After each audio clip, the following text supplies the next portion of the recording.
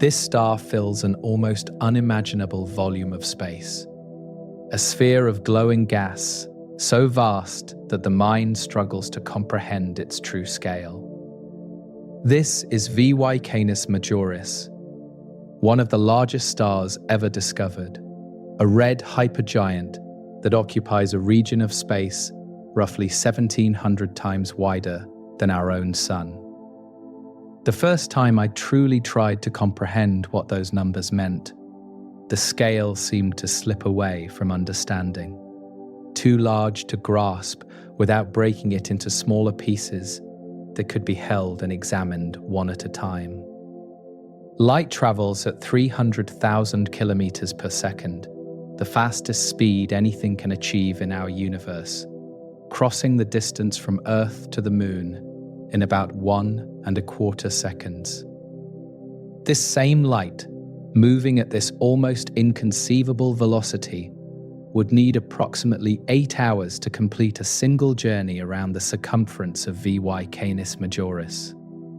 8 hours of travel at the universe's maximum speed limit, just to trace the outer edge of one star, returning to the starting point after a journey of roughly 7.5 billion kilometers.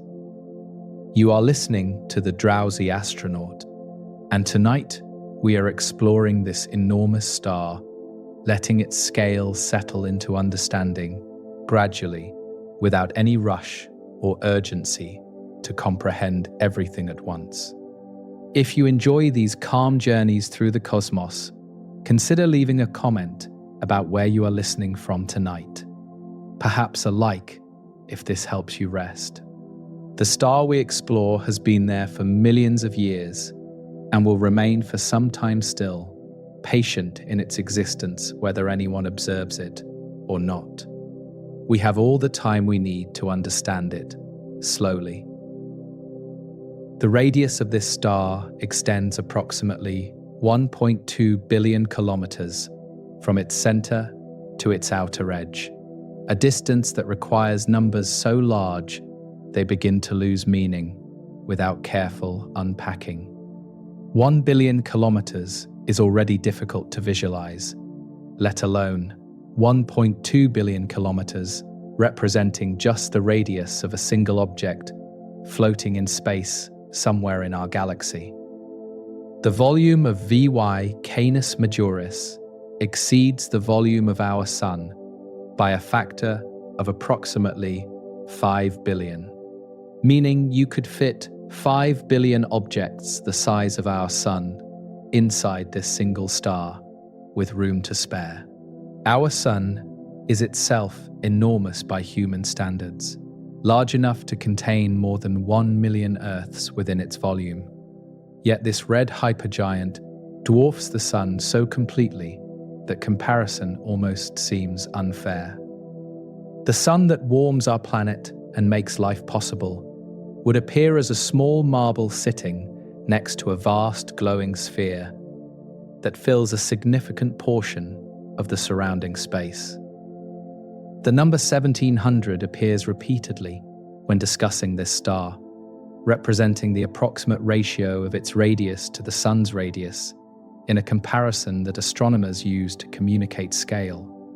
1,700 times the width means far more than 1,700 times the volume, since volume increases with the cube of the radius rather than simply proportionally. If something is 1,700 times wider, it contains approximately 5 billion times the volume, which is why the volume comparison produces such staggering numbers that seem almost disconnected from the radius figure. The scale reveals itself most clearly through the thought experiment of light traveling around this star, a mental exercise that transforms abstract numbers into something closer to experience. Light departing from a point on the star's edge and traveling around the circumference would need to maintain its incredible speed for 8 continuous hours before returning to where it started. During that time, a person on Earth could wake up, go about an entire working day, return home for dinner, and still have time remaining before the light completed its single circuit. The circumference of Earth is approximately 40,000 kilometers, a distance that light crosses in about 1/8 of a second, without any noticeable delay. The circumference of V Y Canis Majoris is approximately 7.5 billion kilometers, requiring those 8 hours of light speed travel that transform a simple circuit into an epic journey. The ratio between these circumferences exceeds 180,000, meaning you would need to travel around Earth more than 180,000 times to equal a single trip around this star. The patience required to grasp such scales mirrors the patience the universe itself seems to embody. Processes unfolding over timescales that dwarf human experience entirely. Stars like V Y Canis Majoris have existed for millions of years, will exist for some time yet, and experience time in rhythms utterly unlike the brief flicker of human civilization. The 8 hours that light needs to circle this star represents a tiny moment in the star's existence, a single heartbeat in a life measured in millions of years. The distance of 1.2 billion kilometers from the core to the edge means that conditions vary enormously throughout the stellar volume, with the center experiencing vastly different temperatures and pressures than the outer layers. The core of such a star, where nuclear fusion generates the energy that makes the star shine, occupies a tiny fraction of the total volume, despite driving all the processes that occur throughout. The vast majority of the star's volume consists of increasingly diffuse gas extending outward from this central engine toward the ill-defined boundary with surrounding space. This immense size does not mean the star is proportionally massive, and we will explore later how a star can be so large, yet not proportionally heavy. But for now, the focus remains simply on the space this object occupies. The sheer volume claims a region of the cosmos that could contain our entire inner solar system with ease, a bubble of stellar material floating in the darkness between other stars. Nothing in our solar system approaches this scale. No planet or collection of planets. No orbit or distance between familiar objects. The star exists roughly 3,900 light-years from Earth, meaning the light we observe tonight left the star's surface during the Bronze Age on our planet and has been traveling ever since. The V Y Canis Majoris we see through our telescopes shows conditions as they existed nearly 4,000 years ago, the star's current state hidden from us by the finite speed of light. Whatever changes have occurred in the intervening millennia remain unknown, the information still traveling toward us through the emptiness of interstellar space. The red glow of this star reveals its surface temperature, cooler than our sun despite the enormous energy output, and we will explore this color and temperature in later parts of our journey tonight. For now, the redness simply adds character to the imagined sphere, a warm, ruddy glow spreading across an area so vast that comprehension requires sustained effort. The star does not appear as a sharp-edged ball, but rather as a diffuse glow fading gradually into the surrounding darkness. The shape of the star is roughly spherical, though not perfectly so, held in this form by the balance between gravity pulling inward and pressure from the hot gas pushing outward. This balance maintains the star's structure, moment by moment, the same equilibrium that maintains all stars, including our Sun, though the scale here stretches this balance across vastly greater distances. The sphere of gas extends outward from the dense core through progressively thinner layers until the boundary with space becomes difficult to define precisely. The enormity of V Y Canis Majoris places it among the largest stars ever discovered. Though determining which star holds the absolute record for size proves difficult due to measurement uncertainties and the changing nature of these objects. Other hypergiants compete for the title, including UY Scuti and Stevenson 218, with measurements varying depending on the techniques used and the assumptions made in analysis. The important point is not which star is largest, but rather that such enormous stars exist at all, that the universe produces objects of this scale. Understanding the size of V Y Canis Majoris requires stepping back from the numbers occasionally and simply allowing the scale to rest in the mind without forcing immediate comprehension of every implication. The star is very large. The star fills an enormous volume of space. Light needs 8 hours to circle it. These simple statements carry all the essential information, and the details can accumulate gradually around this core understanding. The relationship between this star and our own solar system becomes clearer when we consider what would happen if V Y Canis Majoris replaced our Sun at the center of the solar system, a thought experiment that transforms abstract measurements into concrete understanding. The edge of the star would extend far beyond the orbits of the inner planets, beyond the asteroid belt, beyond even Jupiter, reaching out toward or past the orbit of Saturn. Everything we consider the inner solar system would simply be inside the star, engulfed by stellar material. The thought experiment of placing V Y Canis Majoris at the center of our solar system transforms abstract measurements into something more personally relatable, showing what this scale means for the familiar distances we learned in school. If this enormous star replaced our Sun, its outer edge would extend far beyond the orbits that currently define our cosmic neighborhood, swallowing planets and asteroids alike.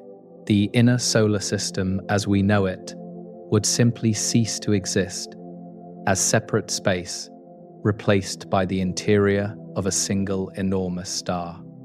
Mercury orbits our Sun at an average distance of about 58 million kilometers, the closest planet to the stellar surface in our current arrangement.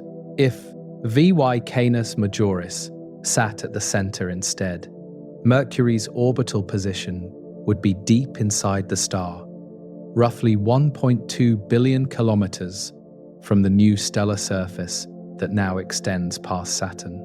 The small rocky planet would be so far inside the star's volume that its former position would lie roughly 5% of the way from the center to the edge. Venus, Earth, and Mars would similarly find their orbital paths submerged within the stellar material, their positions transformed from comfortable distances in space to locations within the outer layers of an enormous star. Earth's orbit lies about 150 million kilometers from the Sun, a distance astronomers call 1 astronomical unit. Yet this distance would be merely an eighth of the way from the core of V Y Canis Majoris to its surface. Everything we consider our comfortable cosmic neighborhood would be interior to the star. The asteroid belt between Mars and Jupiter, that ring of rocky debris orbiting at distances between 300 and 500 million kilometers from the Sun, would also lie well inside the star. The thousands of asteroids that populate this region, including dwarf planet series, would have their orbital paths entirely within the stellar volume. Even the outer edge of the asteroid belt would sit only about 40% of the way from the core to the surface. Jupiter, the largest planet in our solar system, orbits at approximately 780 million kilometers from the Sun, a distance that seems vast until compared to the scale of V Y Canis Majoris. Jupiter's orbit would still be inside the star, though approaching the outer regions where the stellar material becomes increasingly diffuse and the boundary with space begins to blur. The mighty gas giant, which itself could contain all the other planets combined, would orbit within the atmosphere of something immeasurably larger. Saturn's orbit finally approaches the region where estimates suggest the outer edge of V Y Canis Majoris would lie, roughly 1.2 billion kilometers from the center where our Sun currently sits. Depending on which measurements of the star's size we use, Saturn might orbit just inside the star's outermost layers, just outside them, or right at the fuzzy boundary where star gives way to space. The ringed planet marks the approximate transition point in this thought experiment.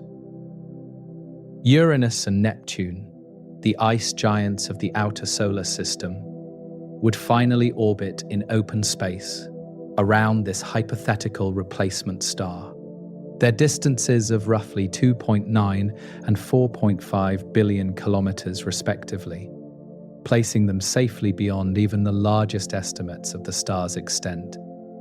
These distant worlds would still receive enormous radiation from the star they orbited, but they would at least exist in something we could call space, rather than within the stellar material itself. The transformation of our solar system in this thought experiment reveals what 1700 solar radii actually means in terms we can begin to feel rather than merely calculate. 5 of our solar system's 8 planets, plus the asteroid belt and numerous dwarf planets and moons, would all be inside the star. The sun-baked interior of Mercury would be far inside rather than close to the surface. And Earth's orbit, that Goldilocks distance where liquid water can exist, would be just a small fraction of the total stellar radius. The notion of living on a planet orbiting V Y Canis Majoris at a comfortable distance presents interesting challenges even for imagination. To receive similar levels of energy to what Earth receives from our Sun, a planet would need to orbit at hundreds of times Earth's current orbital distance. Such a planet would take hundreds or thousands of years to complete a single orbit, with seasons stretching across centuries, if seasons could be said to exist at all in such a configuration. The comparison to our solar system helps make the abstract concrete, but it also emphasizes how unusual our Sun is in the opposite direction, how relatively small and compact our home star appears compared to the giants that populate the galaxy. Our Sun, which seems so dominant in our sky and so essential to our existence, would be a small bright point lost in the glare of V Y Canis Majoris if the two could somehow be viewed side by side. The scale difference is so extreme that visual comparison almost fails to communicate it. The volume inside which our inner solar system would exist represents only a portion of the star's total volume, with vast regions extending beyond the orbit of Jupiter that contain increasingly thin stellar material. These outer regions, where density drops to levels comparable to what we might consider a vacuum on Earth, still qualify as part of the star because the material is still gravitationally bound and still hot enough to glow. The boundary is not a surface, but a gradual fading.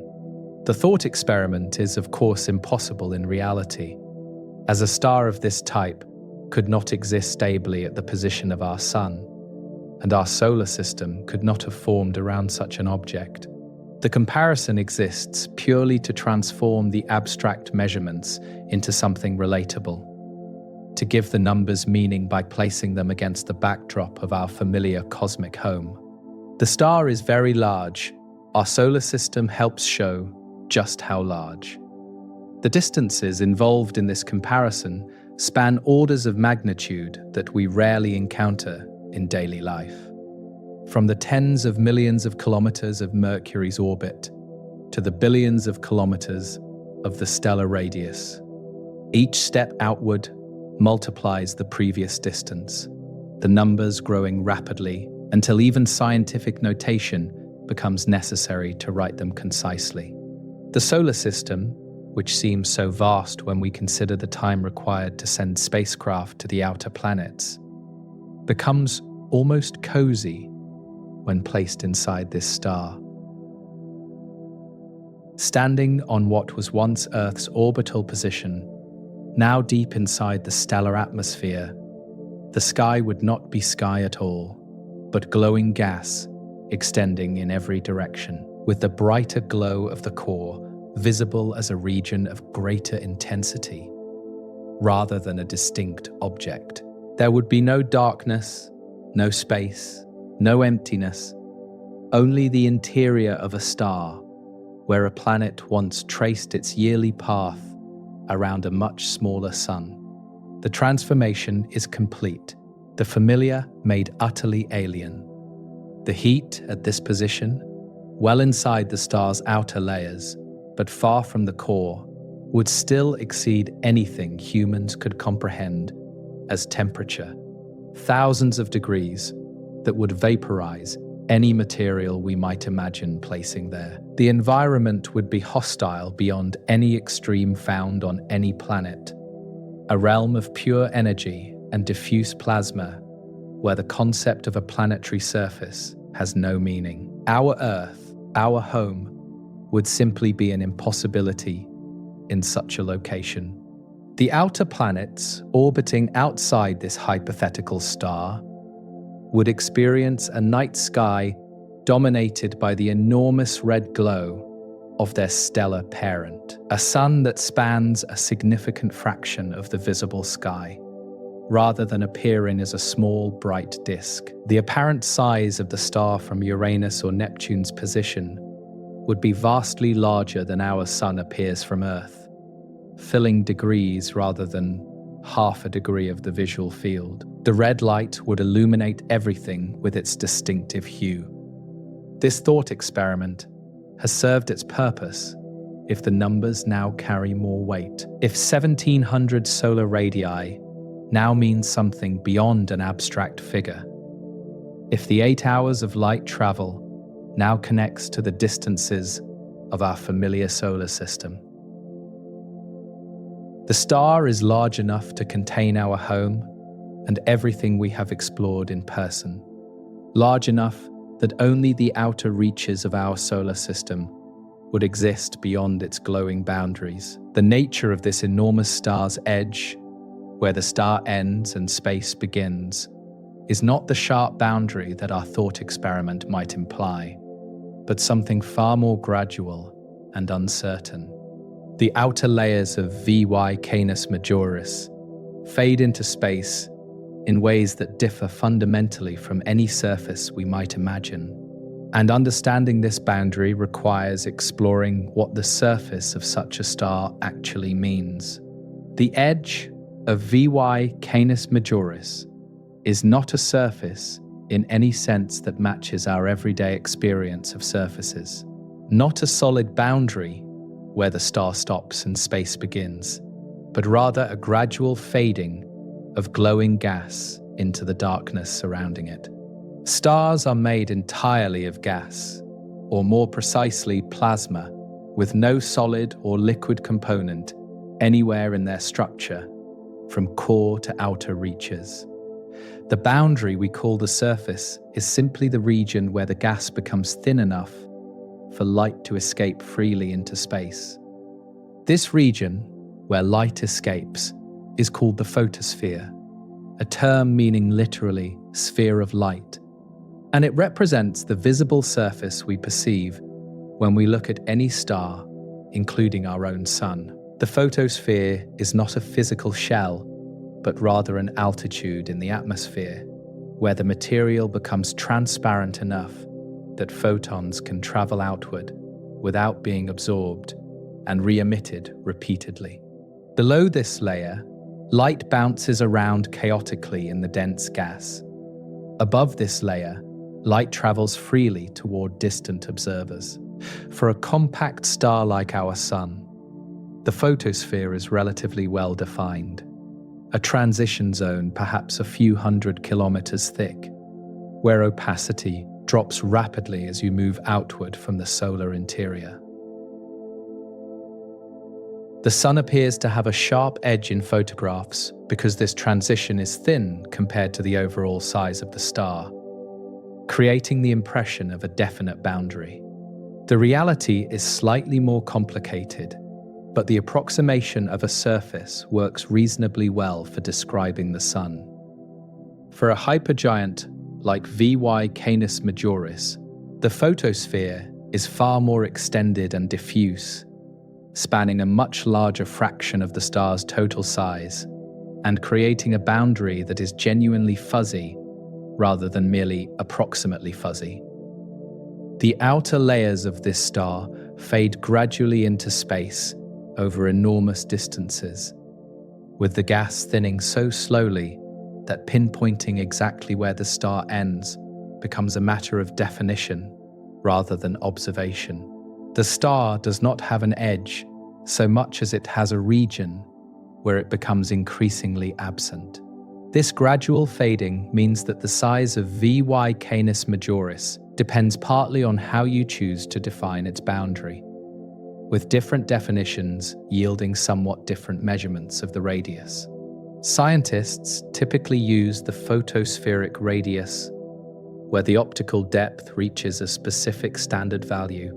But even this definition carries uncertainties when applied to stars whose outer atmospheres are so extended. The 1700 solar radii figure represents a reasonable estimate using standard methods. The diffuse nature of the star's edge means that the outer regions are extraordinarily thin by any normal standards, with densities far lower than the best vacuums achievable in laboratories on Earth. The gas in these regions is technically part of the star, still gravitationally bound, and still contributing to the overall luminosity. But it is so sparse that individual atoms might travel significant distances before encountering another particle. This is stellar material at its most ethereal. The appearance of the star from nearby space, if somehow observed from a safe distance, without the star's own light blinding the observation, would not be a sharp, glowing ball, but rather a gradual brightening toward the center. The outer regions would glow dimly, their light contributing to the star's overall appearance, but not marking a definite edge. Moving closer, the glow would intensify gradually rather than suddenly, the transition from space to star occurring over millions of kilometers. The convection cells that churn on the star's surface are enormous compared to the granulation visible on our Sun, turbulent bubbles of rising hot gas that might individually span distances larger than the Sun itself. On the Sun, convection cells called granules are typically about 1,000 kilometers across, covering the surface like a constantly shifting pattern of bright centers surrounded by darker boundaries. On V Y Canis Majoris, similar processes occur, but at scales that defy easy visualization. These rising bubbles of hot material and sinking regions of cooler gas create a surface that is never still, constantly churning in patterns that take days or weeks to develop and evolve given the enormous distances involved. A single convection cell on this star might persist for longer than any weather pattern on Earth, its evolution playing out in slow motion compared to the rapid changes visible on smaller stars. The surface is dynamic, but the dynamics unfold across timescales matched to the enormous size. Material rises from deeper, hotter regions, spreads across the surface as it radiates energy into space, and cools, then sinks back toward the interior to be reheated and begin the cycle again. This process transports energy from the interior toward the surface, supplementing the radiative transport that carries energy through the denser inner regions. The visible churning surface represents the uppermost expression of energy flowing outward from the core, where nuclear fusion generates it. The temperature of this churning surface is surprisingly cool for something so luminous, and we will explore this apparent paradox in the next portion of our journey tonight. For now, it is enough to note that the surface, such as it is, glows with a color that reveals its temperature to any observer with the tools to measure spectral characteristics accurately. The color tells the story of what temperatures prevail at the photosphere. The atmosphere of the star extends beyond even this already diffuse photosphere, creating a region of stellar wind and outflowing material that gradually transitions to the interstellar medium surrounding the star. This extended atmosphere is constantly losing material to space, particles streaming outward in a slow stellar wind that carries mass away from the star over time. The boundary between star and not star is blurry at every level of examination.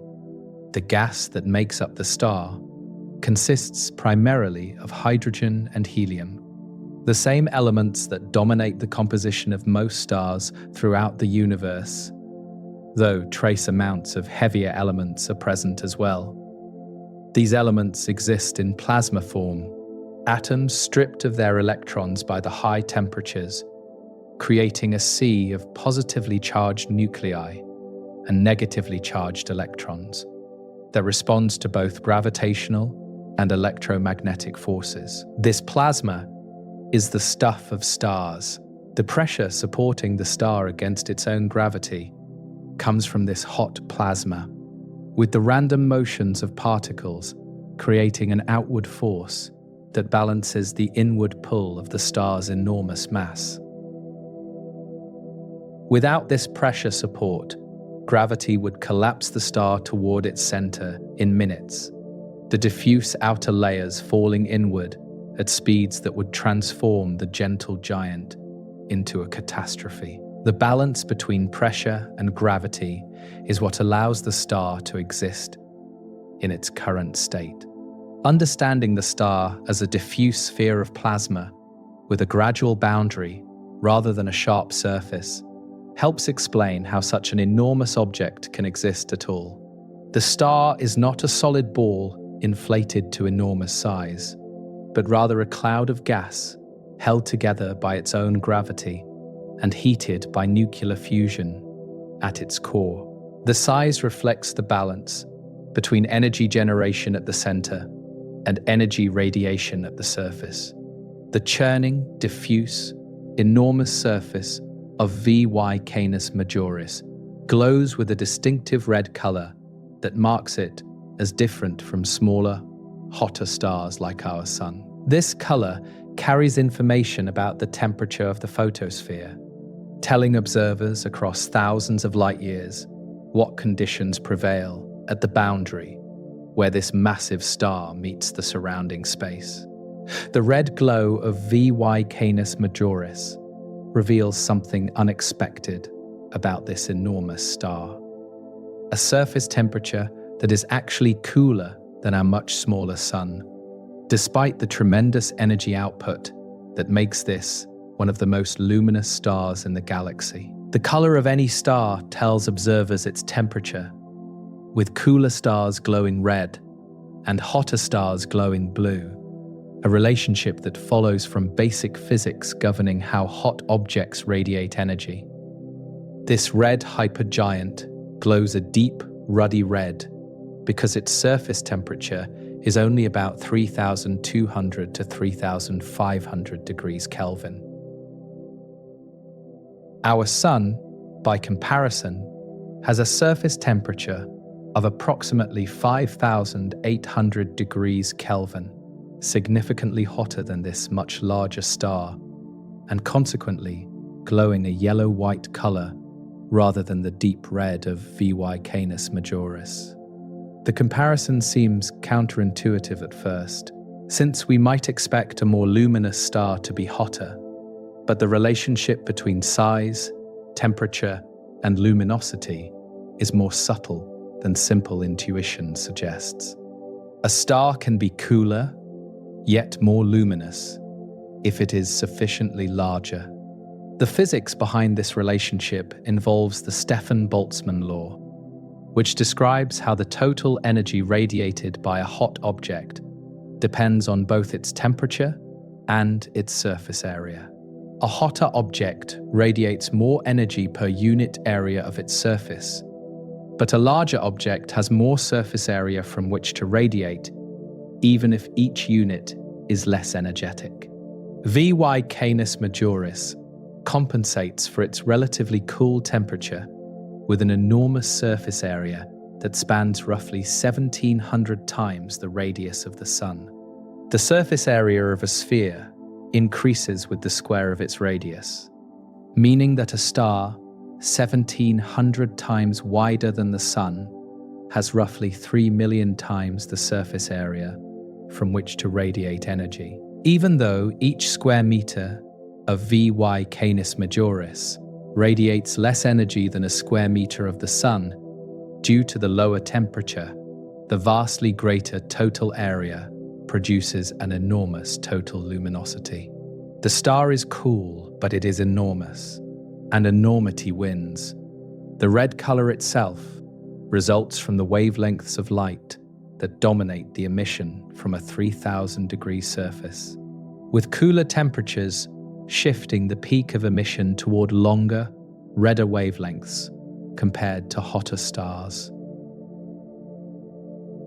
A star at 5,800 degrees, like our Sun, emits most strongly in the yellow portion of the spectrum, while a star at 3,200 degrees emits most strongly in the near-infrared, with significant visible output weighted toward the red end.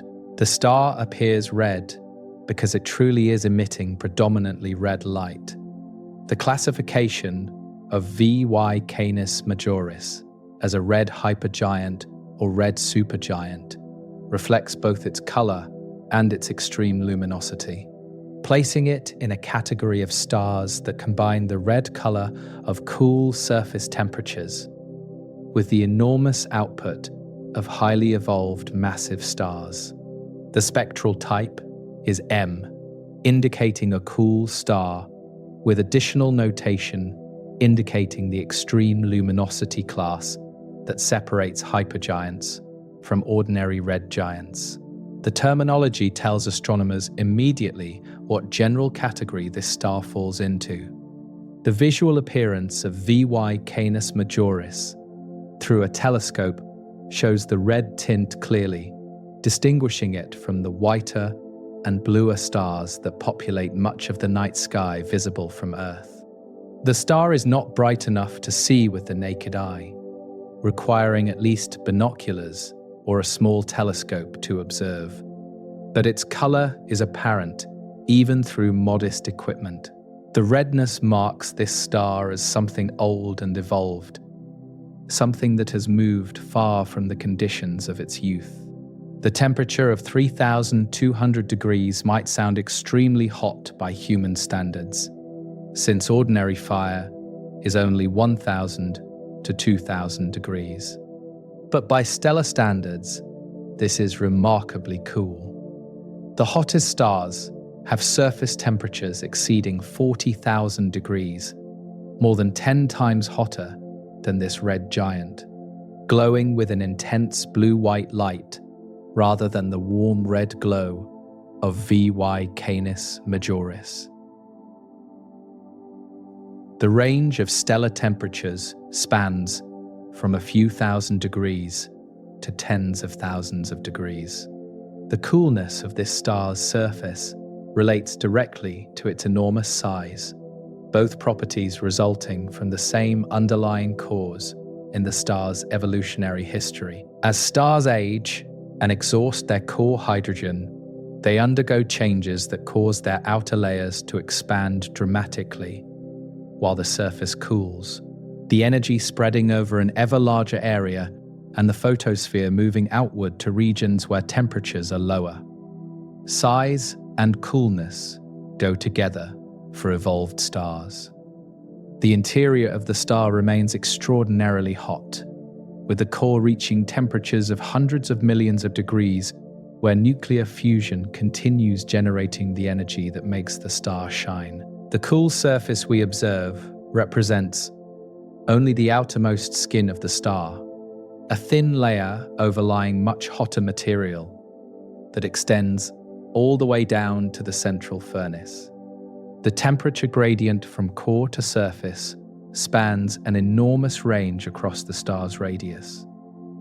The red light from V Y Canis Majoris carries information beyond just the temperature, with detailed spectroscopic analysis revealing the composition of the stellar atmosphere and the presence of various molecules that can only exist at these relatively cool temperatures.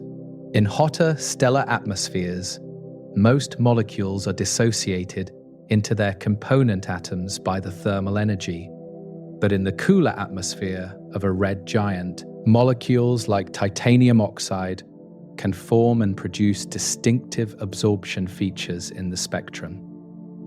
The coolness enables chemistry impossible in hotter stars. The color of the star connects to its stage in stellar evolution, marking it as a star that has moved far from the main sequence, where stars like our Sun spend most of their lives burning hydrogen steadily in their cores.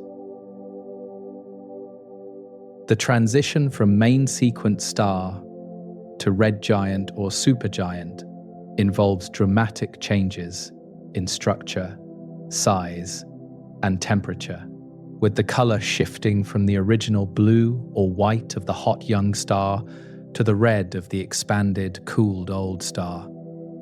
The red is the color of stellar old age, yet describing V Y Canis Majoris as old requires careful qualification, since the star is only a few million years old, far younger than our Sun's 4.5 billion years. The star is old in terms of its evolutionary progress through the stages of stellar life, having already exhausted its core hydrogen and moved through subsequent burning phases. But it is young in absolute terms because massive stars live fast and die young. The red color indicates evolutionary age, not chronological age. The relatively cool surface temperature and the enormous size together produce the luminosity that makes this star one of the most powerful in the galaxy, radiating perhaps 270,000 times as much energy as our Sun, despite the cooler photosphere. This luminosity emerges from the combination we discussed earlier: the large surface area compensating for the lower energy per unit area. The star is a gentle giant in temperature, but a blazing giant in total output. The red glow extends across the enormous surface area we explored earlier, roughly 3 million times the surface area of the Sun bathed in this warm, ruddy light. A sphere of glowing plasma, so vast that our minds resist holding the image clearly. The color is not uniform, with cooler and hotter spots creating patterns across the churning surface. But the overall impression is of redness, of warmth, of a star in the later stages of its life, radiating energy into the surrounding cosmos. The temperature and color of V Y Canis Majoris tell part of the story of this enormous star, but other numbers are needed to complete the picture. including the mass and luminosity that determine how this star fits into the broader family of stellar objects we have studied throughout the galaxy. The mass of V Y Canis Majoris is not proportional to its enormous size, a fact that might seem surprising until we understand how stars expand as they age, and how the relationship between mass and radius changes throughout stellar evolution. This star contains approximately 17 to 25 times the mass of our Sun, a figure that sounds impressive until compared to the 1,700 times size ratio that makes this among the largest stars known. The star is bloated, expanded, diffuse, its mass spread over an enormous volume. If V Y Canis Majoris contained mass proportional to its size, it would be thousands of times more massive than the Sun, making it the most massive star known by far, and creating gravitational effects that would be measurable from across the galaxy. Instead, the mass is merely large rather than extraordinary, placing this star among the more massive stars, but not at the extreme upper end of the stellar mass distribution. Other stars are more massive while being far smaller in size. The density of this star, calculated by dividing the mass by the enormous volume, comes out to an astonishingly low value, roughly 5 millionths of a kilogram per cubic meter when averaged across the entire stellar volume. For comparison, the air you breathe has a density of about 1.2 kilograms per cubic meter, more than 200,000 times denser than the average density of V Y Canis Majoris. The outer layers of this star are less dense than the best laboratory vacuums achievable on Earth. This low density reflects the extended, diffuse nature of the star's outer layers, where the material is so thin that it barely qualifies as present at all by everyday standards of what matter should feel like. The core of the star is much denser, compressed by the weight of the overlying layers to densities comparable to other stellar cores. But the vast majority of the star's volume consists of extremely sparse gas. The star is mostly empty space with a tiny, dense center. The comparison between mass and size reveals something important about how stars work at different stages of their lives, with young main sequence stars being relatively compact and old evolved stars being enormously expanded. Our Sun, which is roughly the same density as water when averaged across its volume, represents the compact phase where nuclear fusion in the core supports a relatively tight structure. V Y Canis Majoris represents the expanded phase, where changes in the core have allowed the outer layers to puff outward.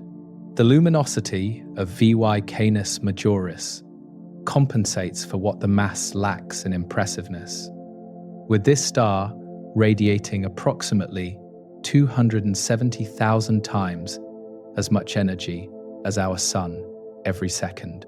This luminosity places V Y Canis Majoris among the most luminous stars in the galaxy, a genuine powerhouse despite the relatively modest mass that generates this energy. The star burns through its fuel at an extraordinary rate compared to smaller, dimmer stars.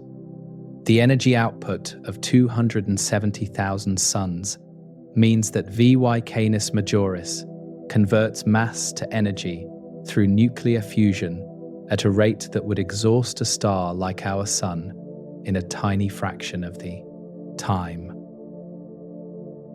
Where our Sun will shine for roughly 10 billion years total, massive stars like this one burn through their fuel in mere millions of years, their greater gravity demanding faster fusion rates that accelerate the entire life cycle. Fast living leads to early death in the stellar world. The relationship between mass and luminosity follows a general pattern for stars, with more massive stars being more luminous, but the relationship is steep, with luminosity increasing roughly as the third or fourth power of mass, depending on the stellar type. A star twice as massive as the Sun is not merely twice as luminous, but closer to 10 times as luminous, and the effect becomes more extreme for the most massive stars. The modest factor of 17 to 25 in mass becomes a factor of hundreds of thousands in luminosity. The luminosity we measure from V Y Canis Majoris varies over time as the star pulsates and changes, adding complexity to any single figure quoted for its energy output. The star is not stable in the way our Sun is stable, but rather undergoes changes in brightness over periods of years, expanding and contracting slightly as the balance between gravity and pressure shifts. The 270,000 figure represents a reasonable average over these variations.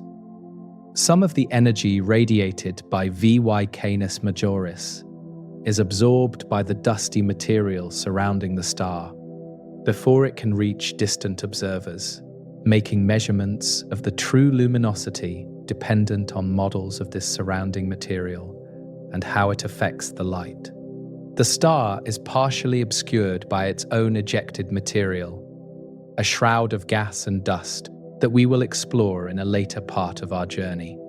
The true luminosity may be slightly different from our estimates due to this complication.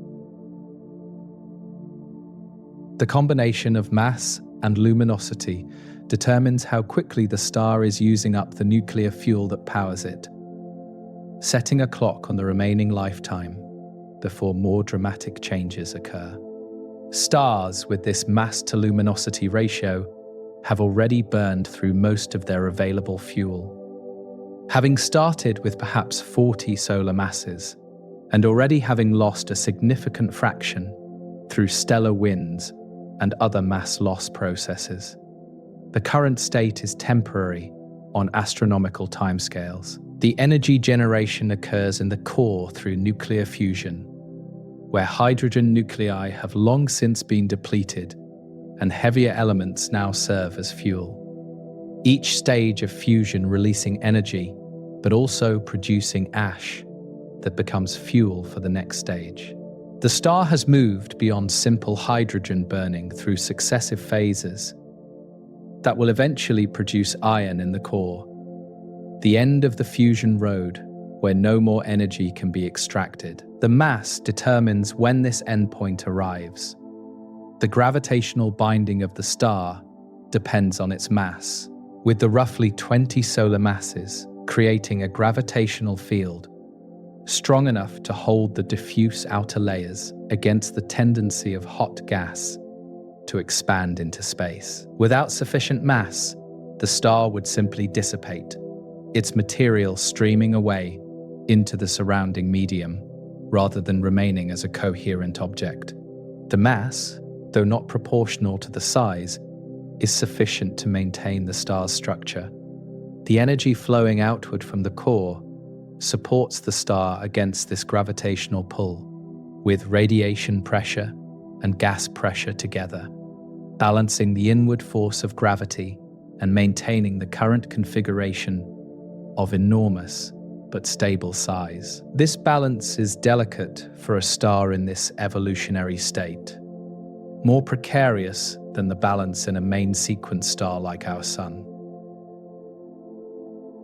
The star walks a tighter line between stability and disruption. Understanding the mass and luminosity of V Y Canis Majoris helps place it in context among other stars, revealing it as massive but not supremely massive, luminous beyond nearly any other star, and in a state of expansion that reflects its evolutionary journey from a more compact past.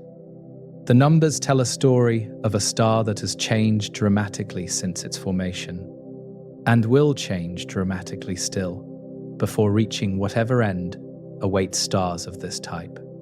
The current state of V Y Canis Majoris results from this evolutionary journey, a transformation from the star's original compact hot state through the expansion that has produced the red hypergiant we observe today.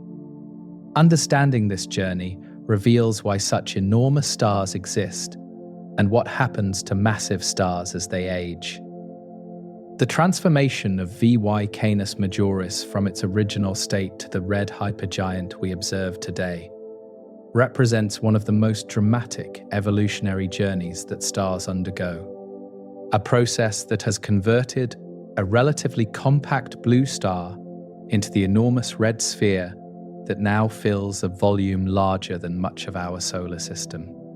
This star was not always this large, not always this red, not always in this state of precarious balance between gravity and the outward pressure of its churning gases. When this star first formed, perhaps 8 to 10 million years ago, it was very different from what we see today.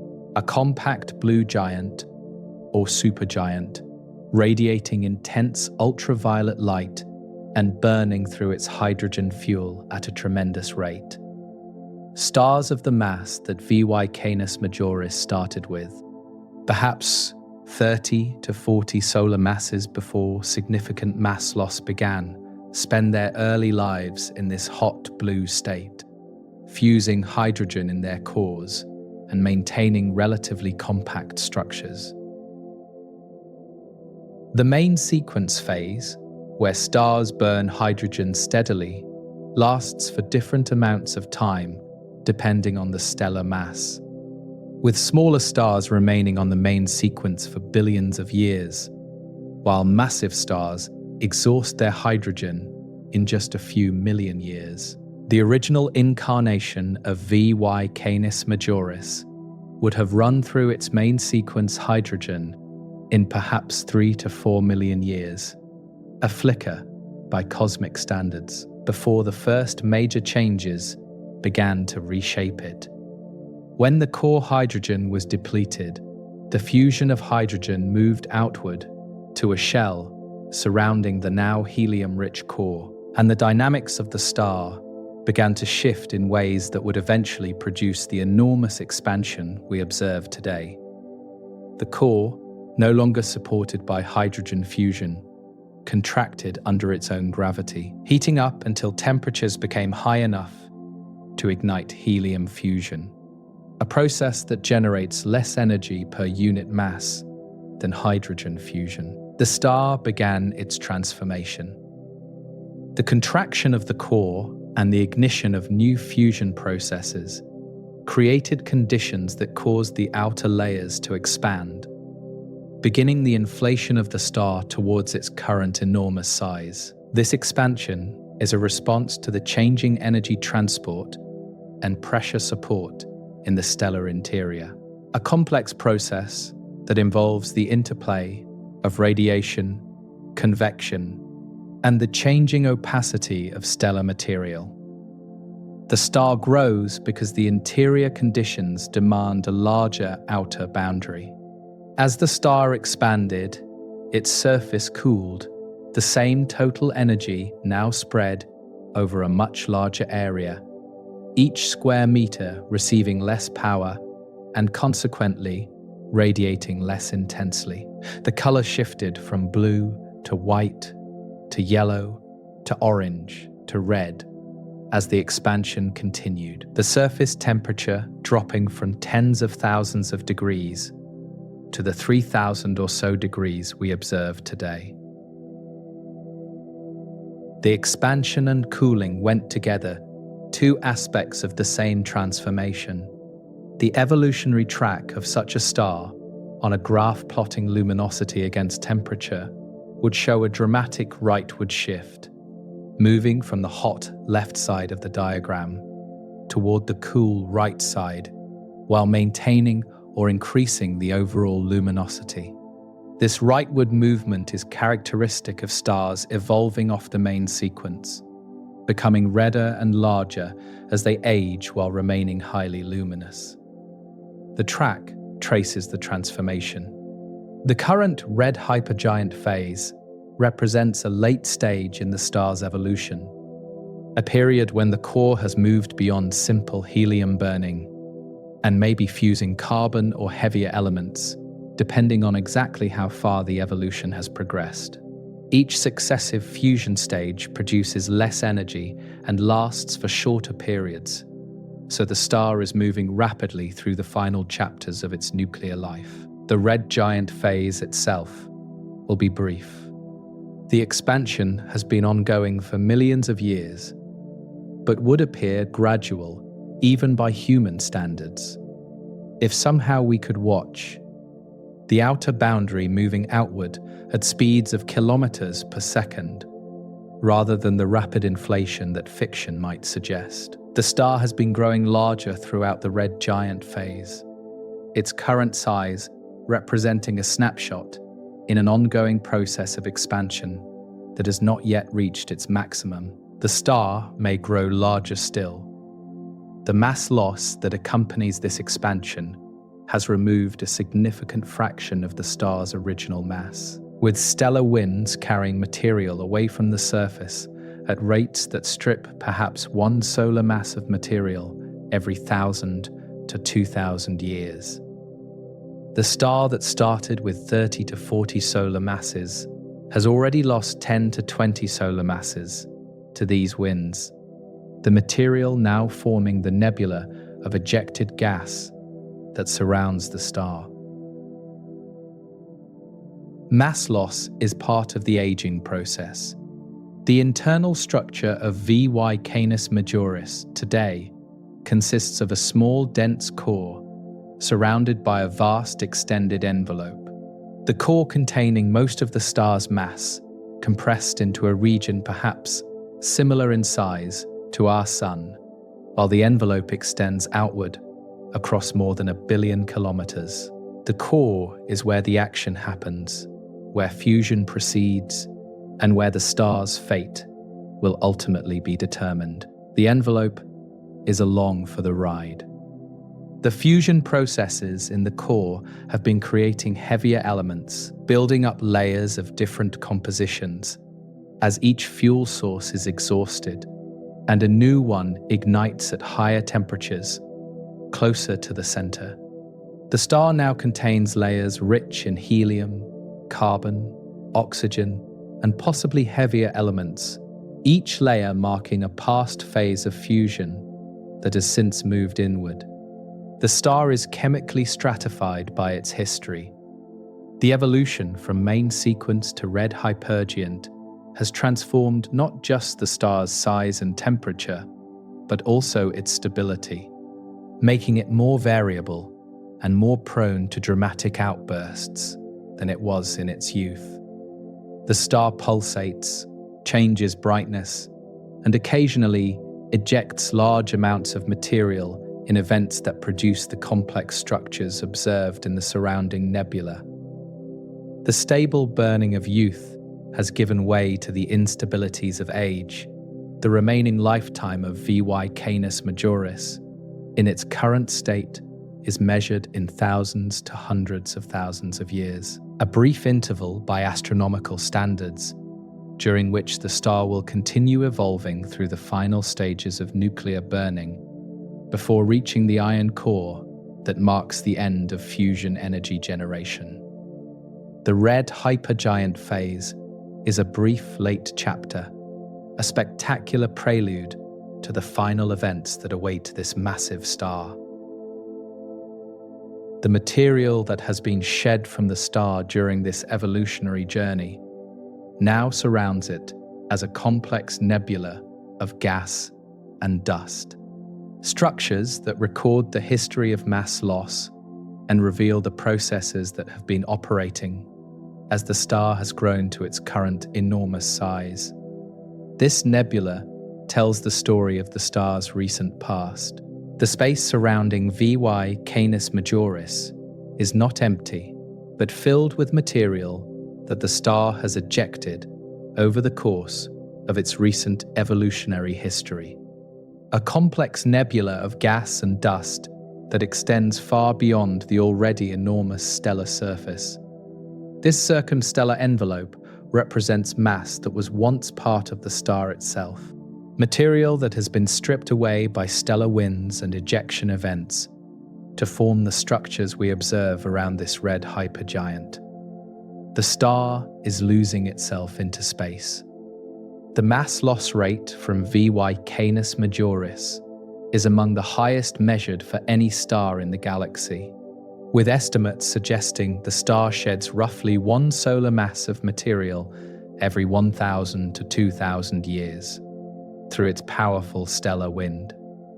This rate is extraordinary by normal stellar standards, hundreds of thousands of times greater than the gentle solar wind that flows from our sun, and it is steadily reducing the star's mass over time while feeding the growing nebula.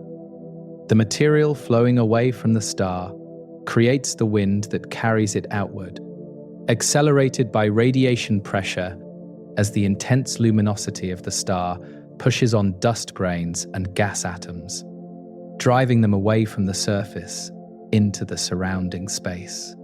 The radiation that makes V Y Canis Majoris so luminous also makes it so windy, the two properties connected through the same enormous energy output that characterizes this stellar giant. Light pushes matter. The nebula extends outward from the star for thousands of astronomical units, reaching perhaps 10,000 times the Earth-Sun distance in some directions, a structure far larger than the already immense star itself.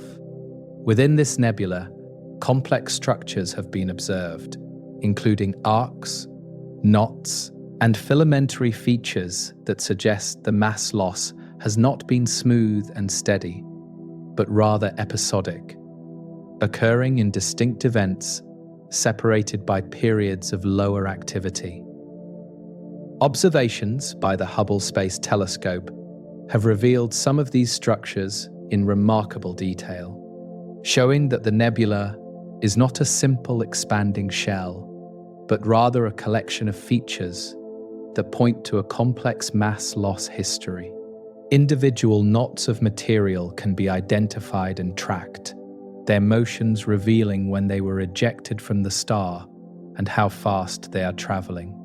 The nebula is a record of the star's recent behavior.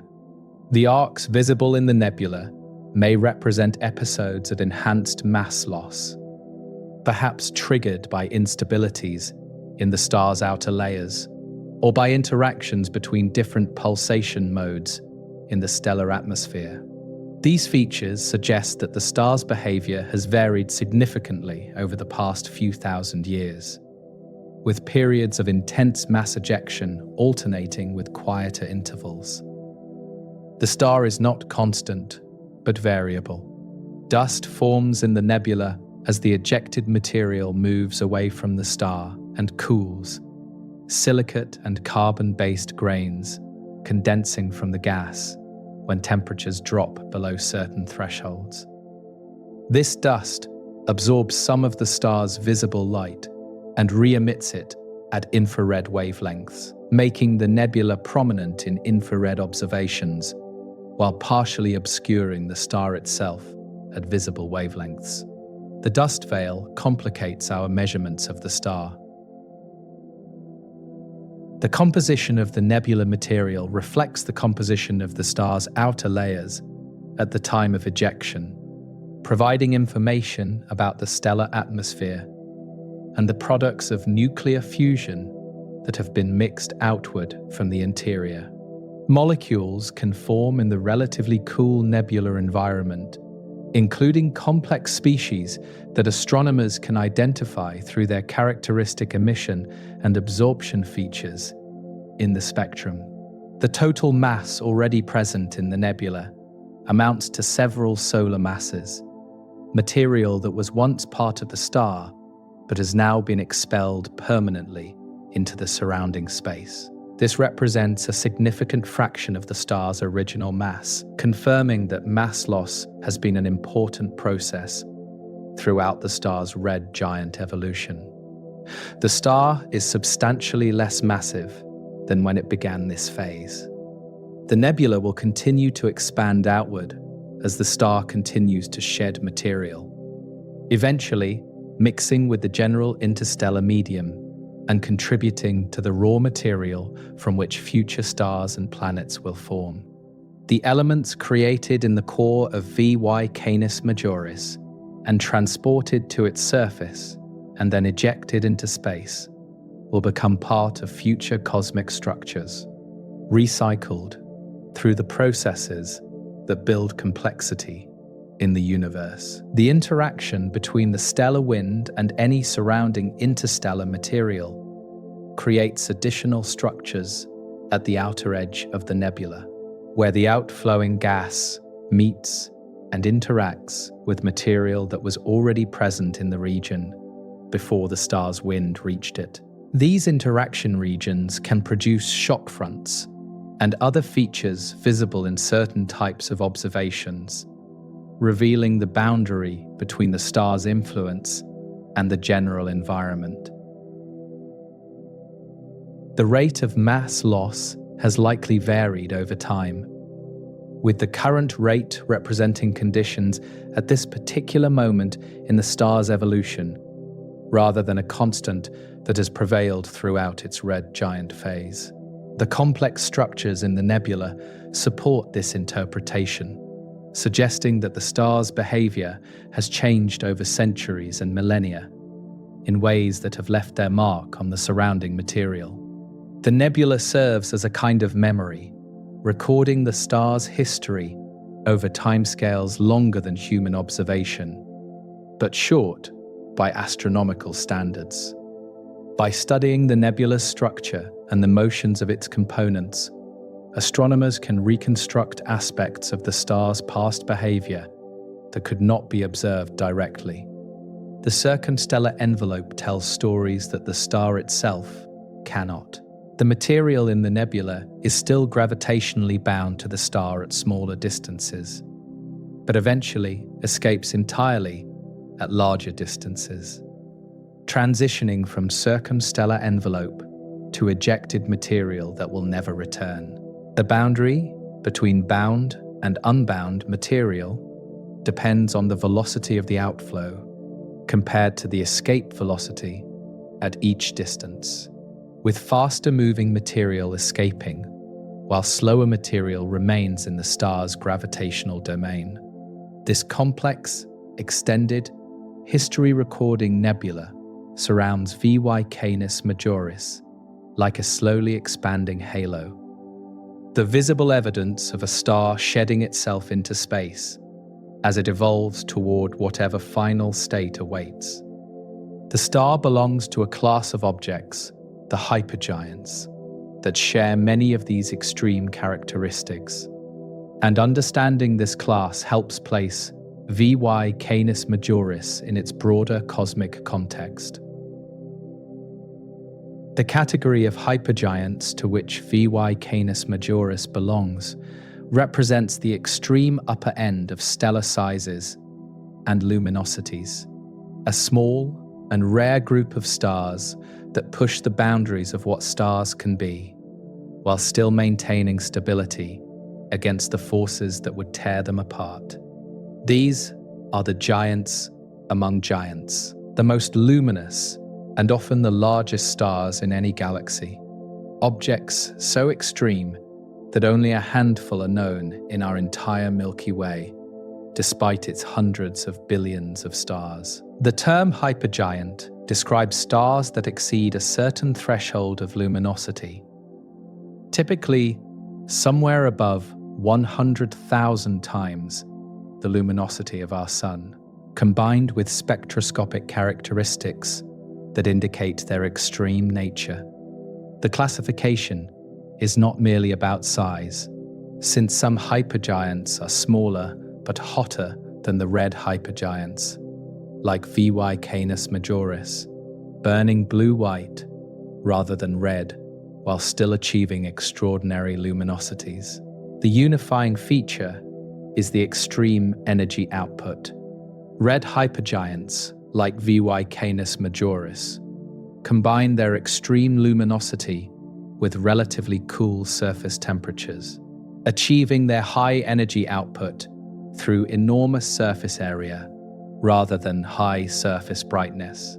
These are the largest stars by volume, occupying more space than any other stellar type, while remaining less massive than some more compact hot stars. They represent one evolutionary path to hypergiant status.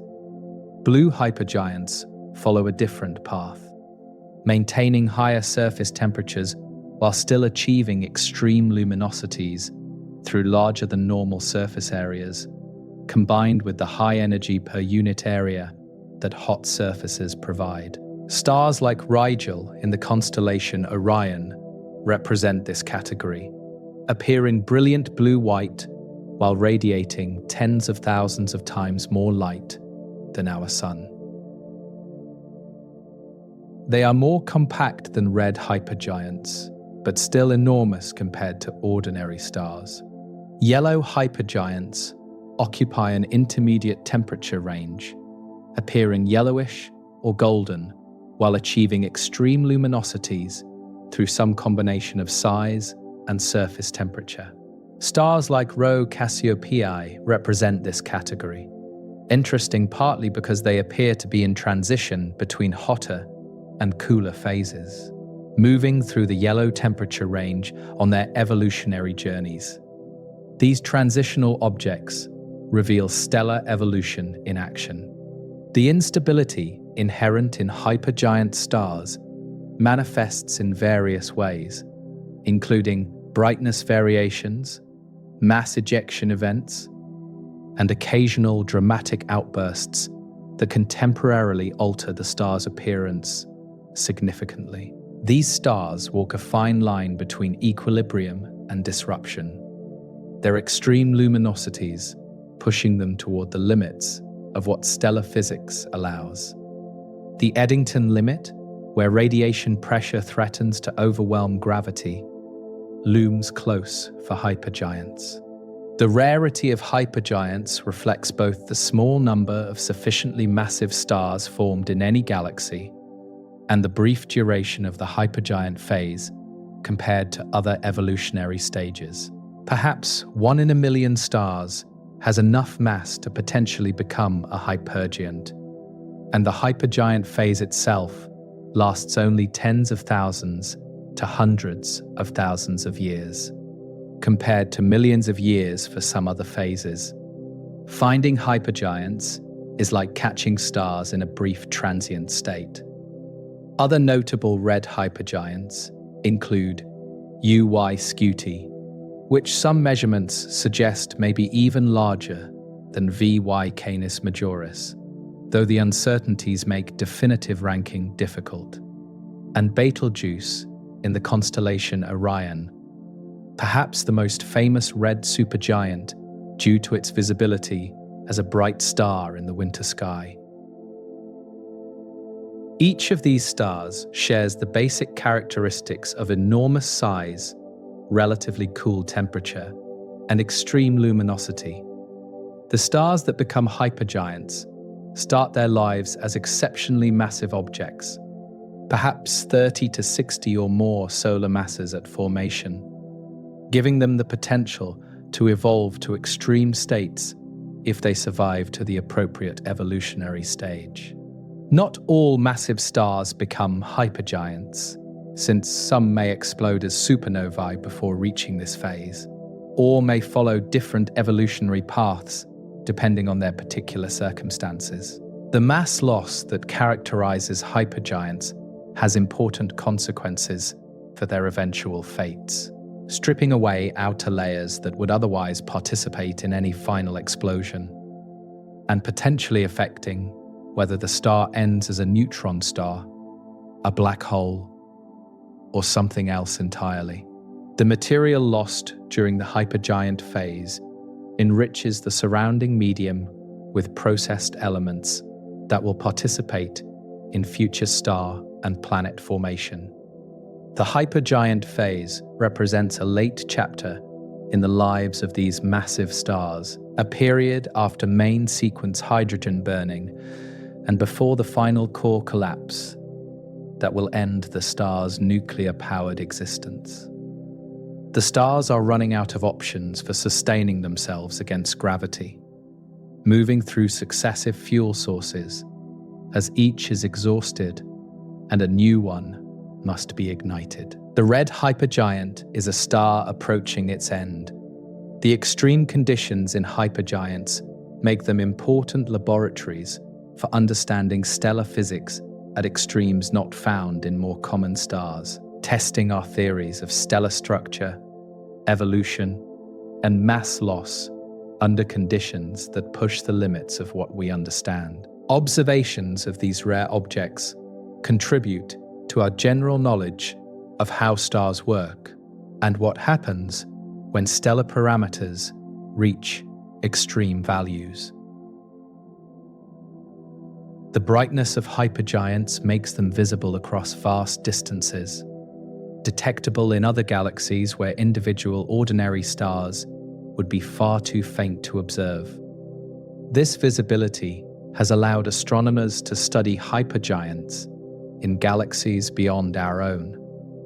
Comparing the populations of extreme stars in different galactic environments and testing whether star formation produces similar extremes everywhere. The place of V Y Canis Majoris among the hypergiants is secure.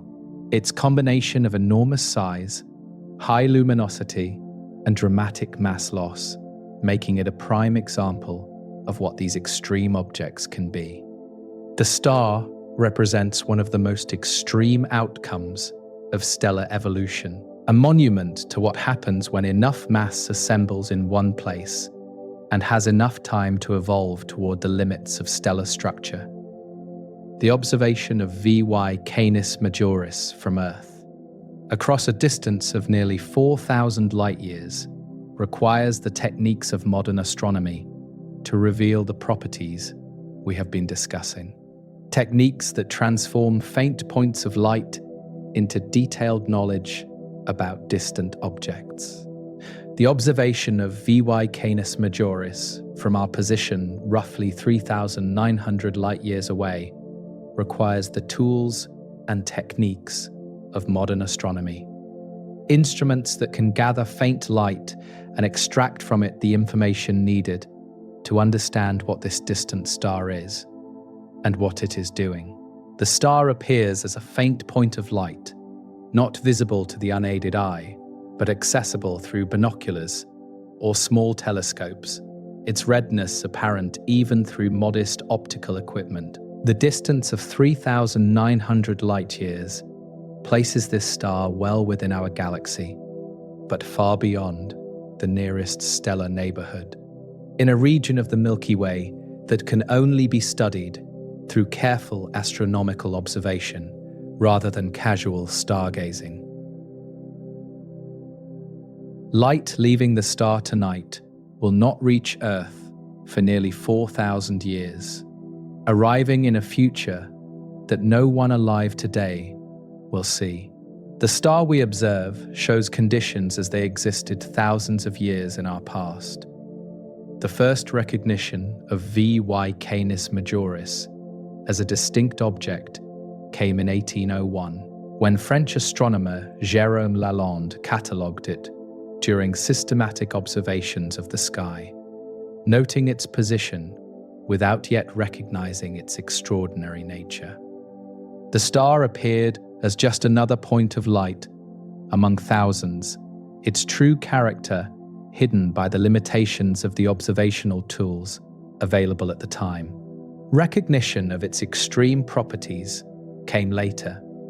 Throughout the 19th and 20th centuries, improved observations gradually revealed that this star was unusual, its variability noted, its red color documented, its approximate distance estimated through increasingly sophisticated techniques. The accumulation of knowledge proceeded slowly, each generation of astronomers adding pieces to the puzzle as technology improved and understanding deepened. The picture came together over decades. Modern observations employ multiple techniques across multiple wavelengths, from radio waves through infrared to visible and ultraviolet light, each wavelength revealing different aspects of the star and its surrounding environment. The infrared is particularly valuable for penetrating the dust that surrounds this star, while radio observations reveal molecular emission from the circumstellar material. Each wavelength contributes to the overall understanding.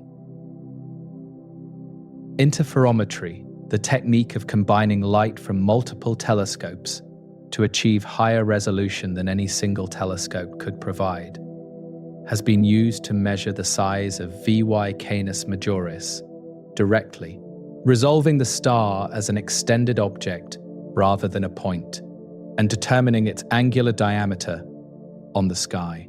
Combined with distance estimates, this angular size translates to the physical dimensions we have been discussing. The star is large enough to measure directly. The Hubble Space Telescope has imaged the nebula surrounding V Y Canis Majoris, revealing the complex structures of ejected material that record the star's mass loss history over recent millennia. These images show features that could not be seen from ground-based observatories. The clarity of space-based observation, revealing details obscured by Earth's atmosphere. The circumstellar environment has been mapped in unprecedented detail.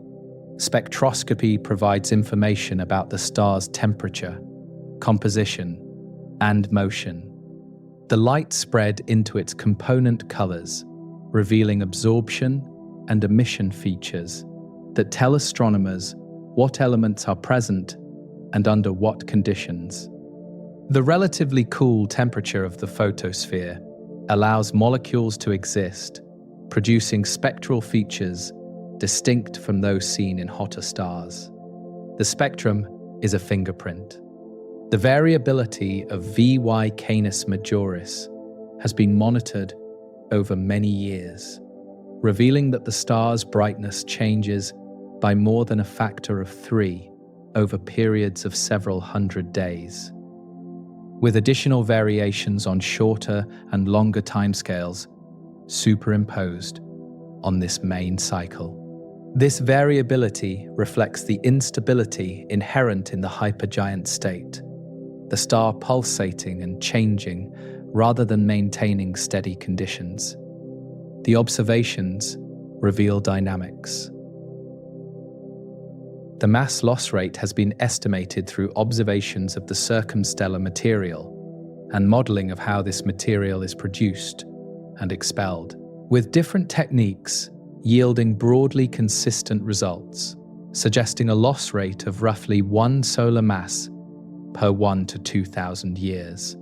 This is extraordinarily fast by stellar standards, draining the star of significant mass over timescales that are short even compared to its current evolutionary phase. Ground-based radio telescopes have detected emission from molecules in the circumstellar envelope, including complex species that form only under the specific conditions found in this environment, providing information about chemistry and physical conditions in the nebula. These radio observations complement the optical and infrared data, adding another dimension to our understanding of this complex system. The uncertainty in measurements of V Y Canis Majoris reflects the difficulty of studying such a distant and complex object, with different studies sometimes yielding different values for basic properties, like size and luminosity. The range of 1,700 times the solar radius represents current best estimates, but the true value might be somewhat larger or smaller depending on how the various observations and models are interpreted. Precision remains limited.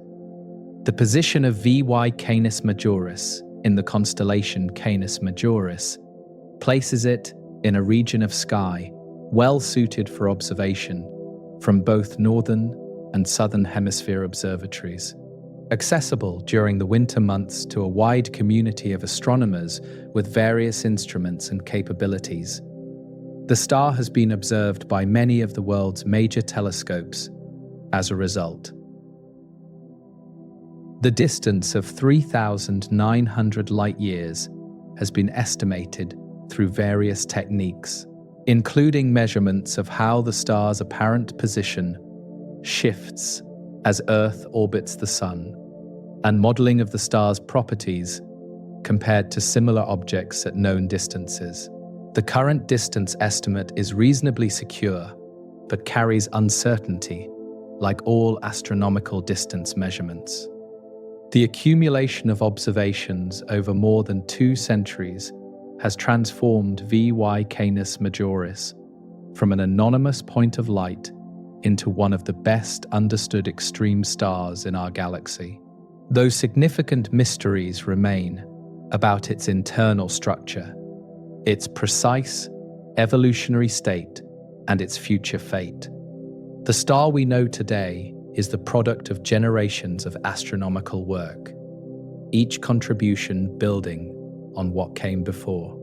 The future of V Y Canis Majoris will bring changes more dramatic than any it has experienced so far. The final collapse of its core leading to an explosion that will outshine the star itself by factors of millions. A supernova that may be visible from Earth, even across the 4,000 light-year distance that separates us. The future of V Y Canis Majoris leads inevitably toward one of the most powerful events the universe produces, a supernova explosion that will mark the end of this star's nuclear-powered existence and transform it into something entirely different.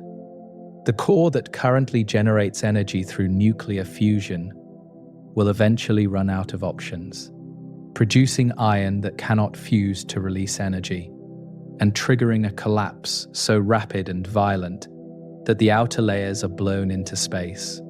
The star will end not with a fading, but with a bang. The timeline for this final event is measured in thousands to hundreds of thousands of years, a period that seems long by human standards, but is vanishingly brief by astronomical measures. The star has already evolved through most of its nuclear burning phases, having converted hydrogen to helium, helium to carbon, and likely carbon to heavier elements as it has progressed through its late evolutionary stages. Each successive phase is shorter than the last, accelerating toward the end. When the core finally produces iron, the nuclear reactions that have supported the star against gravity will cease, since iron fusion absorbs energy rather than releasing it. The core will collapse in seconds, falling inward under its own gravity at speeds approaching a significant fraction of the speed of light, compressing until the matter reaches nuclear density and rebounds. This rebound, combined with a flood of neutrinos from the core, drives the explosion. The outer layers of the star, including the enormous diffuse envelope we have been discussing, will be blasted outward at speeds of thousands of kilometers per second, carrying the products of nuclear fusion into the surrounding space. The Circumstellar nebula that currently surrounds the star will be overrun by this expanding shell, the pre-existing material interacting with the supernova ejector in ways that may produce additional observable features. The brightness of the supernova will depend on the details of the explosion, which are difficult to predict precisely, but estimates suggest the event could briefly outshine all other stars in the galaxy combined. From Earth's distance of 3,900 light-years, the supernova might reach apparent magnitude -10 to -12, far brighter than Venus, and potentially visible in daylight for weeks or months after the explosion. The type of supernova, produced by V Y Canis Majoris, will likely be a core collapse event, specifically a Type II supernova, involving the collapse of a star that has retained significant hydrogen in its outer layers. The hydrogen signature in the spectrum will identify it as this type, distinguishing it from other supernova types that occur when stars have lost their hydrogen envelopes before exploding. The massive red envelope of V Y Canis Majoris should produce characteristic Type II features. The remnant left behind after the supernova will depend on the mass of the collapsing core, with different outcomes for different masses. If the core mass falls below a critical threshold of roughly 3 solar masses, the collapse will halt at nuclear density, and a neutron star will form, an object perhaps 20 kilometers across, containing a solar mass or more of matter. If the core is heavier, the collapse will continue past neutron star density, and a black hole will form. Given the estimated current mass of V Y Canis Majoris and the likely mass of the core at the time of collapse, current understanding suggests that the remnant will probably be a neutron star, though the uncertainties are significant enough that a black hole cannot be ruled out. The mass loss that has been stripping the star may have reduced the core mass below the black hole threshold, but the details of the final evolutionary stages are difficult to predict precisely. The expanding remnant of the supernova will persist for thousands of years after the explosion, a nebula of ejected material gradually mixing with the surrounding interstellar medium and contributing to the raw material from which future stars and planets will form. The elements created in the core of V Y Canis Majoris, including heavy elements produced in the explosion itself, will become part of the galactic ecology. Whether humanity will witness this supernova depends on both the timing of the explosion and the longevity of human civilization, factors that cannot be predicted with any confidence. The explosion could occur at any time from the perspective of our observation, since the light from the actual event would need nearly 4,000 years to reach us. The star may have already exploded, the light of the supernova currently traveling through interstellar space, on a journey that will bring it to Earth millennia hence. The scientific value of observing such a nearby supernova would be enormous, providing detailed data on the explosion mechanism and the properties of the resulting remnant that could not be obtained from more distant events. No core collapse supernova has been observed at such close range since the invention of modern astronomical instruments, with the most recent nearby event being supernova 1987A in the Large Magellanic Cloud, a satellite galaxy of the Milky Way. The effects on Earth from a supernova at 4,000 light-years distance would be minimal, the explosion far too distant to pose any threat to life or to significantly affect the planet's environment. The display in the sky would be dramatic but harmless, a light show from a star that was never close enough to affect us in any physical way. We would be spectators to a cosmic event, not participants. The transformation from red hypergiant to supernova to remnant represents the final chapter in the stellar biography of V Y Canis Majoris, the conclusion of a life measured in millions of years that has seen the star transform from compact blue giant to enormous red hypergiant, to whatever comes after the explosion erases the star we currently know. For those who wish to observe V Y Canis Majoris themselves, before whatever future changes await it, the star can be found in the night sky, with modest equipment, a faint red point in a region of sky dominated by brighter stars.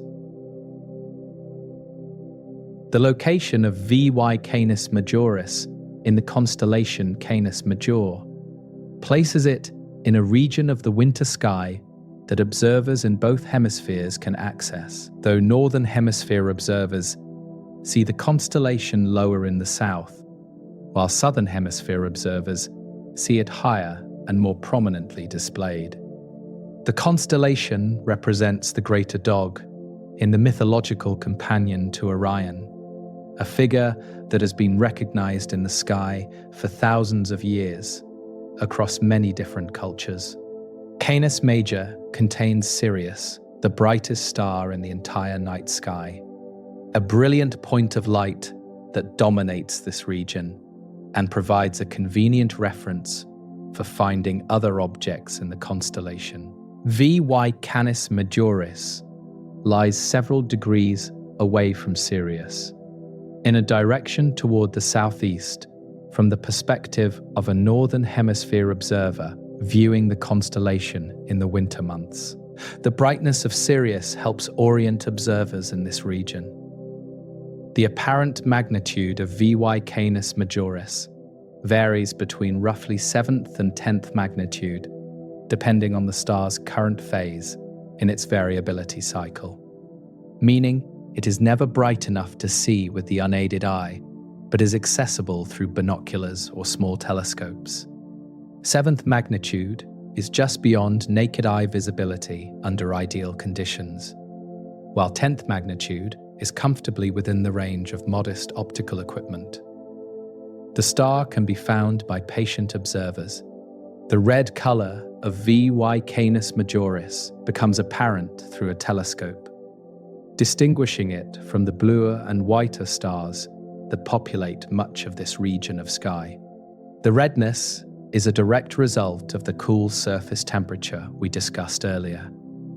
The star glowing with the color of a relatively cool object, despite its enormous energy output.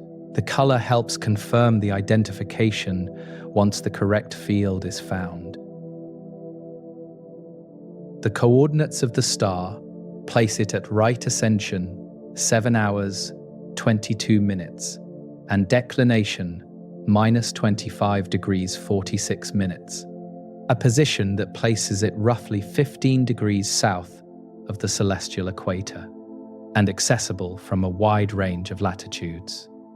Observers north of about 65 degrees north latitude would have difficulty observing it due to its southern position, but most populated regions of Earth have access to this part of the sky. The best months for observing V Y Canis Majoris from the northern hemisphere span from December through April, when the constellation Canis Major rises high enough in the evening sky for comfortable observation. Southern hemisphere observers have a longer season of good visibility and see the constellation higher in their sky. The winter months in the north correspond to summer in the south, providing different observing conditions.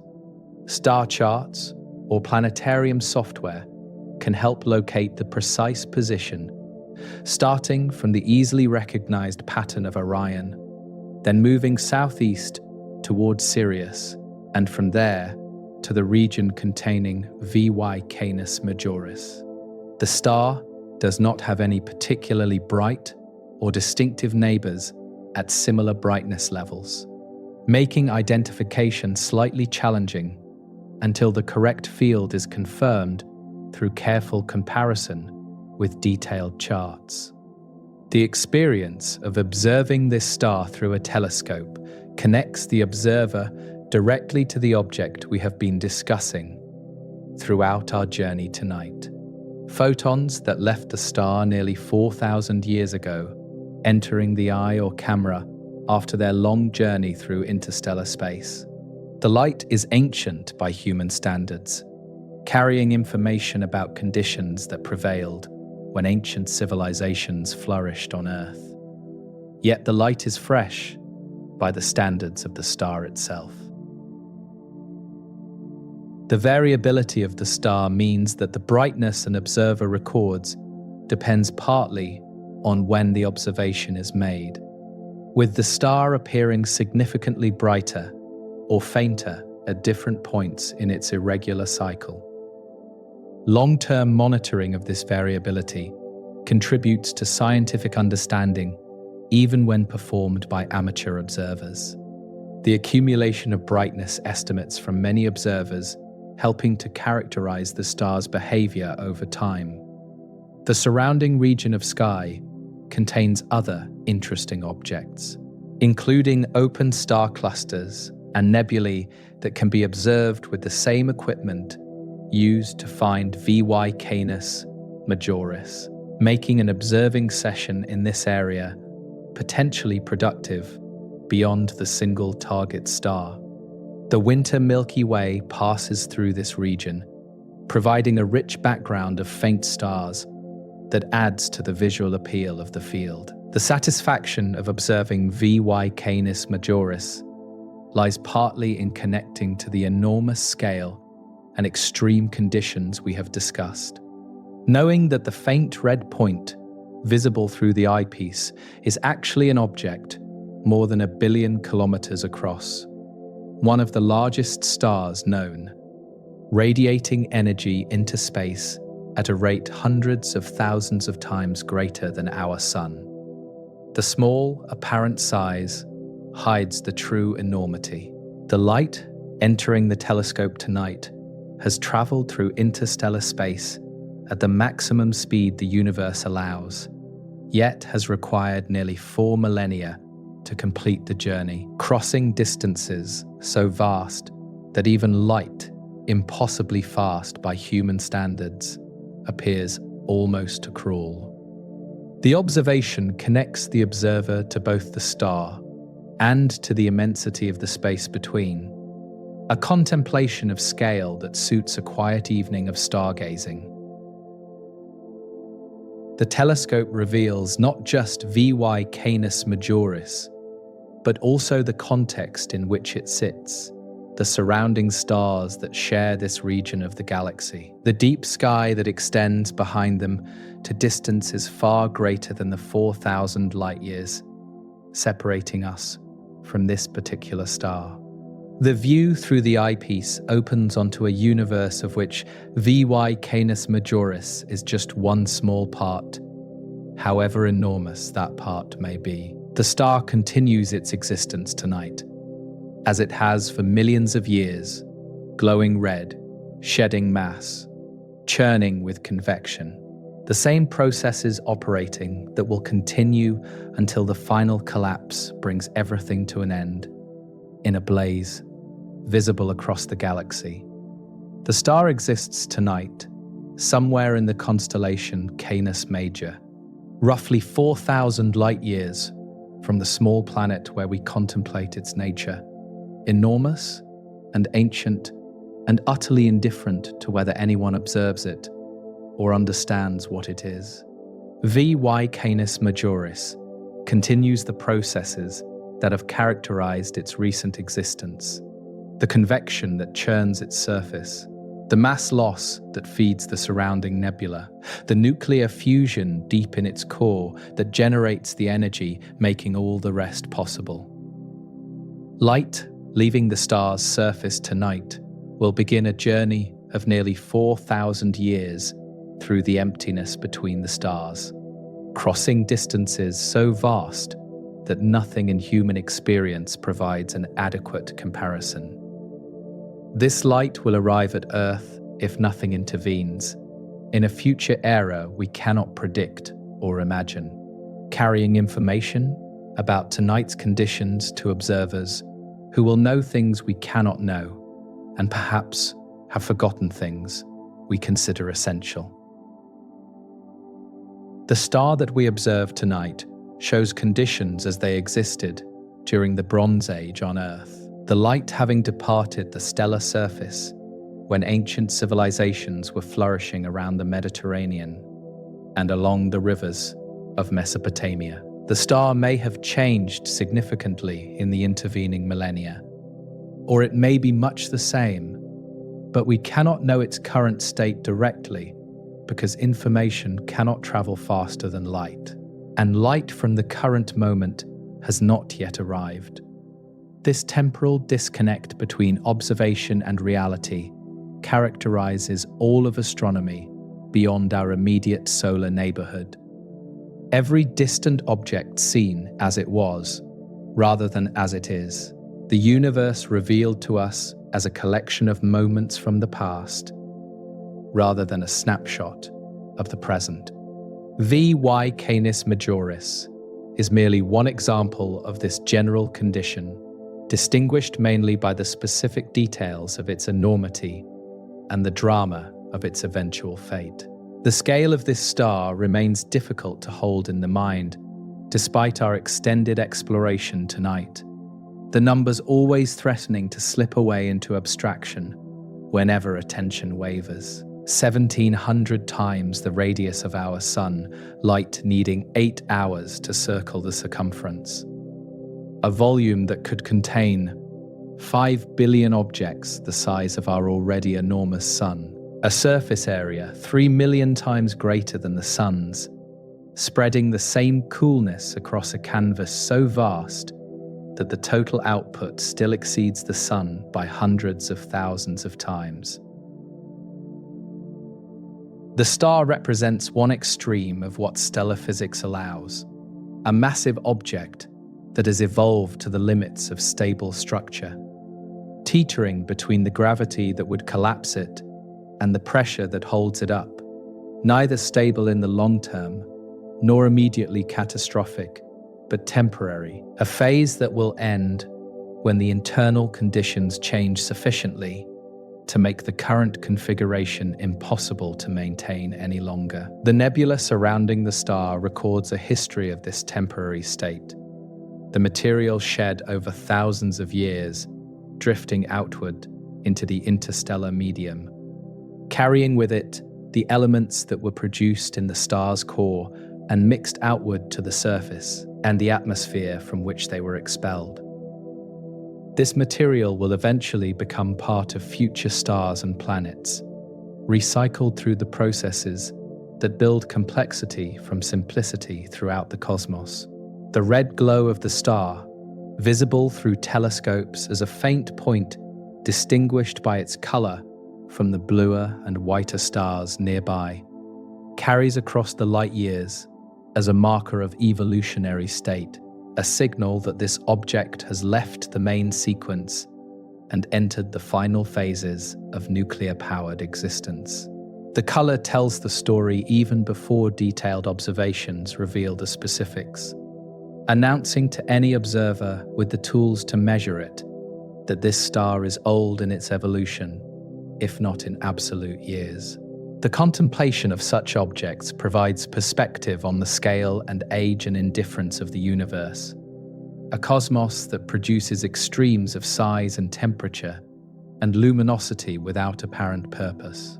Stars that burn for millions of years and then explode without any audience necessarily observing the spectacle. V Y Canis Majoris is one such production, a feature of the universe that exists whether we understand it or not, though our understanding adds a dimension that mere existence alone does not provide.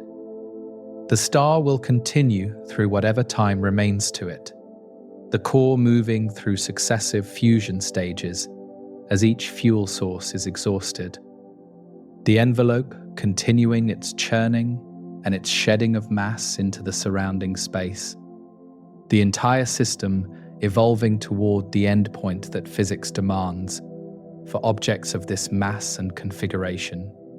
The endpoint may come in thousands of years or hundreds of thousands of years on timescales that are brief astronomically, but long beyond human planning. When the end comes, the supernova will mark the transition from one state to another. The enormous red hypergiant transforming within seconds into an expanding cloud of debris, surrounding whatever compact remnant forms from the collapsed core. The light from this explosion, when it eventually reaches Earth, will announce that the object we studied has become something else entirely. The transformation complete. The star, as we knew it, gone. For now, the star continues, and the light continues traveling, and the distance continues separating us from direct experience of anything except the ancient photons that make the long journey from there to here. The star is very large. The star is very far away. The star will not last forever. These simple statements contain all the essential information about V Y Canis Majoris, and the details we have explored tonight fill in what lies between and beneath these basic truths. The night sky offers this star to anyone with modest equipment and the patience to find it, a faint red point that carries the information we have been discussing across the light years to any observer who looks. The star exists tonight as it has for millions of years, as it will for some time yet, patient and enormous and utterly indifferent. One of the largest objects in a universe filled with objects of every conceivable size, burning quietly in the constellation of the Greater Dog, waiting for nothing, simply being what it is for as long as the physics allows.